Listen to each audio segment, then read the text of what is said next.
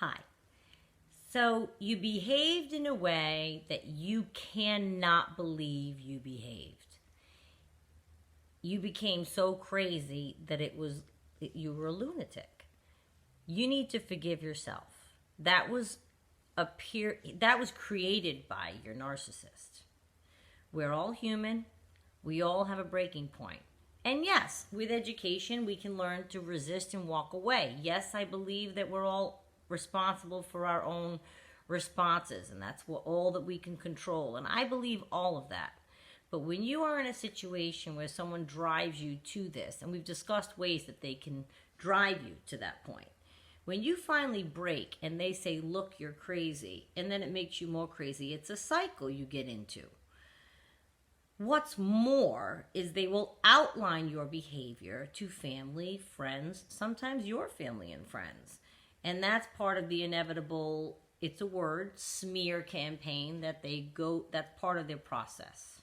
They will talk about you to other people. And they'll outline your psychotic behavior for sure. She's crazy, she has a temper. Now, they don't tell the people what they did to get you there. Ever. Remember, they can't take blame for anything.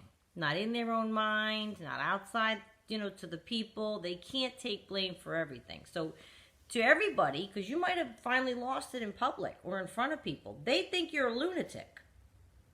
And then you start to think you're a lunatic. The reason you have to forgive yourself, well, there's a lot of reasons you have to forgive yourself. But the biggest one, you can't beat yourself up. Because what happens is we get caught up in a very tricky situation wherein you will beat yourself up about how you behaved. You will conveniently, for the narcissist, forget about why you behaved that way, and you will find yourself, tell me this doesn't sound familiar, apologizing for your behavior, especially if it really gets out of control. And I'm not saying you shouldn't. I don't advocate temper tantrums.